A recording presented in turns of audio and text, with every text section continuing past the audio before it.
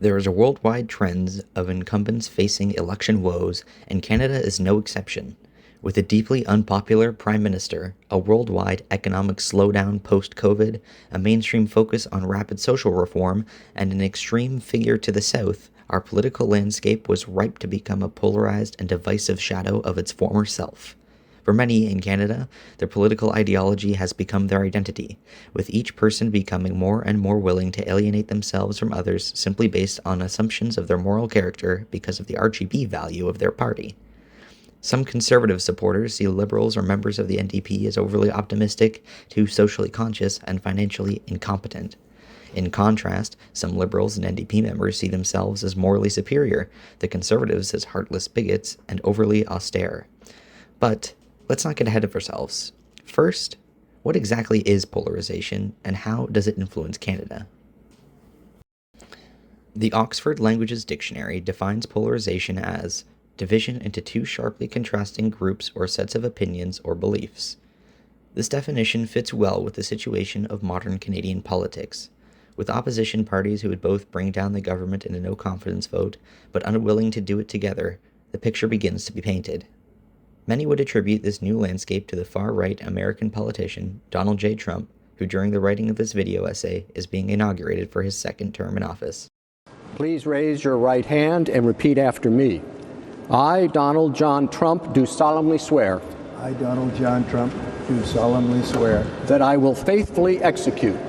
That I will faithfully execute. The office of President of the United States. The office of President of the United States. And will, to the best of my ability.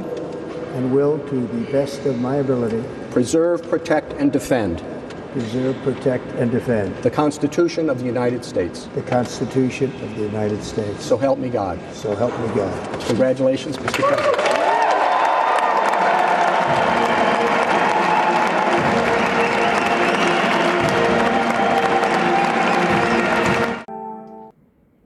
Though Trump's outsized influence on Canadian politics is certainly part of the equation, the general anger and discontent among Canadians due to the rising cost of living, and Canada being one of the most difficult countries in the world to get on the housing ladder.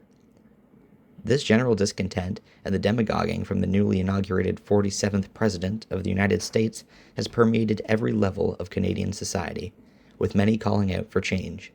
The issue has now become that no one can agree on what changes need to be made to improve the lives of the average Canadian.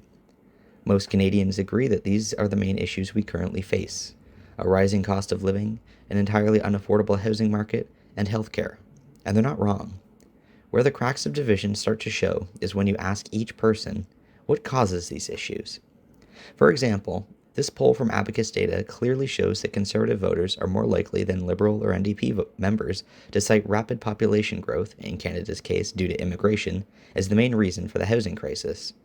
Though a valid enough concern, it is sometimes taken too far, and even to the point of stereotyping people on the street after flipping them the bird, as we see in this video. You hardly speak English.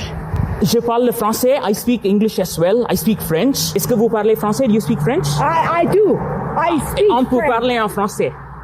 Venez, on peut discuter en français si vous voulez. Je suis Canadien. I'm Canadian.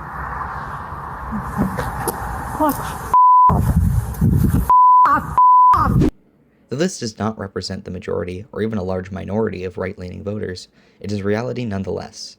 It is incidents like these that lead to generalization from the left towards the right, fueling the idea that if you support the opinions of one Conservative, you must support them all. Now, from the other side of the fence, Conservatives too do their fair share of generalizing the other parties, the leader of the Conservative Party Canada saying this about the several contenders for the Liberal Party's top job. They're all Justin Trudeau. They're all just like Justin. When you bring these disagreements together, you get a polarized society, unable to admit agreement with each other simply because they don't agree with the box you checked on the ballot.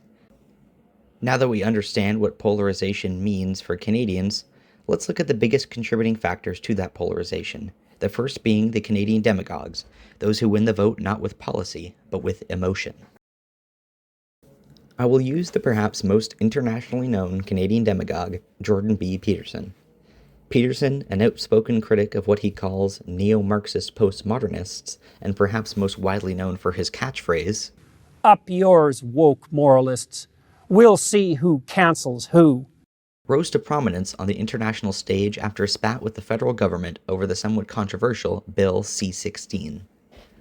Since this rise, Peterson has used his platform to advocate against primarily transgenderism, but also anyone or anything he deems to be associated with the aforementioned woke moralists. Why do I bring all of this up?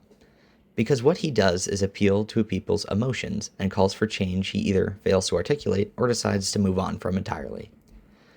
Peterson is the most accurate representation of a modern-day Canadian demagogue, one who preaches instead of teaches and presents conjecture as fact. I don't disagree with Jordan B. Peterson because he's been branded as alt-right. I disagree with him because of his efforts to misrepresent the truth about certain groups and things, because I fundamentally believe different things than him, and because overall, I think he's just sort of an ass. The point I'm trying to make with all of this is that Peterson is not a demagogue because he is to be considered right-wing or because of my own dislike of him, but because he plays to people's emotions, not their rational minds. Things like this tweet where Peterson used a headline to stoke outrage over something that wasn't even true. These sorts of emotional pleas to others can be effective in garnering support, but only lead to division down the road. Speaking of division, let's move the conversation now to the land where united they stand and divided they fall. It's time to talk about both Donald Trump's role in Canada's polarization and the trends we see internationally. I'm quite certain that there isn't a person over the age of 10 in Canada who does not at least possess a basic knowledge of who Donald Trump is. Like him or hate him, he's pretty important. Most known for his MAGA catchphrase and bold takes. In Springfield, they're eating the dogs, the people that came in. They're eating the cats. They're eating the pets of the people that live there. And this is what's happening in our country. She wants to do transgender operations on illegal aliens that are in prison. We're going to build the wall. We have no choice. We have no choice.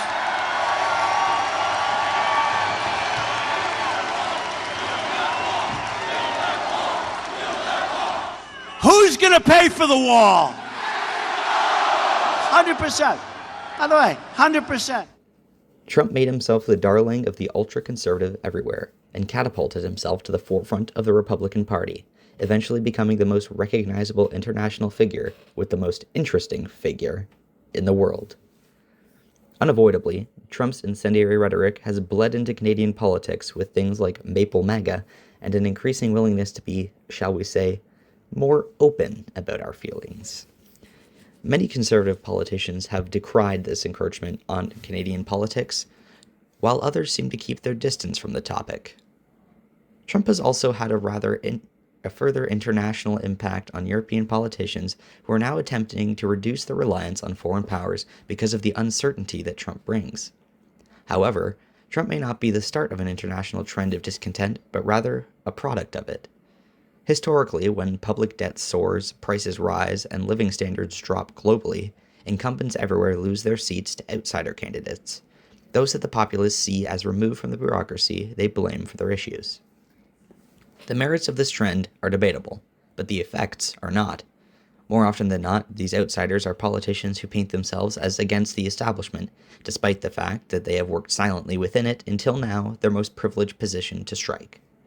We have seen this take place, with Keir Starmer's Labour Party making a massive comeback in the UK, Marine Le Pen's National Rally winning France's European elections, Duma Boko's Umbrella for Democratic Change Party bringing an end to the 60-year-long rule of the former government, and many more.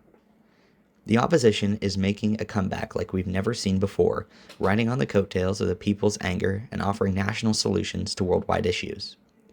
When we take in the whole picture, the truth that Canada's political landscape is not as unique as we once thought begins to be told. Canada is not the only nation that is polarized in its politics, with the people believing there is only one option for change. Seeing all this, it's difficult to think of anything that could heal the division we currently see in Canada. But there could be one person who can bring Canadians together like never before. A common enemy, the same person that many blame for where we are today, Donald Trump. As you most likely know, Donald Trump has recently and repeatedly made threats of imposing 25% tariffs on all Canadian imports to the US, among other threats. This has sparked an unprecedented response from nearly all of Canada's subnational leaders and our Prime Minister, an agreement between 12 premiers and Trudeau that any and all economic options would remain on the table as a response to tariffs. You're probably wondering who the 13th is that broke with the others. Her name is Danielle Smith, the Premier of Alberta. Smith, the vanguard of Alberta's United Conservative Party, broke with the other premiers on how they should handle potential tariffs. With Alberta's abundant oil reserves, it's no wonder why her corporate sponsors, she, would want a more relaxed response to any potential tariff threats. Though I thought I would never utter the words, Ontario Premier Doug Ford put the sentiment of most Canadians quite well. I respect Premier Smith. I respect that she's concerned about protecting her energy, and that's her choice. That is her choice. But I have a little different theory. I have a different theory that protect your jurisdiction, but country comes first. Canada's a priority. And I don't believe in jeopardizing one sector or another. Premier Smith's oil is Ontario's auto sector, right? So again, we all have different views and we can respect each other's views. But at the end of the day, when the tariffs come, it's going to affect Albertans. It's going to affect people from BC and Saskatchewan and Manitoba, Ontario, Quebec, all the way down the road. Now, after everything else I've said, you probably have an idea as to the importance of this agreement between the premiers, but for the sake of clarity, I'll describe it. In a time when Canadians are more divided by politics than at any time in recent history, a signed agreement between the premiers of all political stripes is a massive step forward in healing those divisions, as for many, where the leaders go, they will follow. If our politicians can keep on this track of cooperation, we could begin down a path where we see unprecedented support of each other from provincial and territorial governments, all doing what is best for the nation as a whole. This could be Canada's real shot at a chance for unity in what is rapidly becoming a messy and disjointed world. Let's wrap it all up now because you're probably tired of the app. Canada has been going through a rough patch lately, and we no doubt have some more rough times ahead, but that doesn't mean we can't be hopeful. With the unprecedented showing of unity with the premiers and a common enemy to keep them united, there's a chance Canadian politics can heal at last. This won't come without an economic cost, and things will be worse before they get better. One last thing to mention, some may have a gripe with me for mostly mentioning conservative figures when it comes to political divisiveness, but the fact of the matter is that there are far more conservative agitators than liberal ones. The government does not agitate, the opposition does. If there were more right-wing conservatives in power across the world, there would no doubt be more left-wing individuals appealing to the emotions of the people, but that just isn't the current reality. Now, with all that said and done, you can go back to doom-scrolling on TikTok or shit-posting skibbity toilet memes or whatever and forget everything I just told you.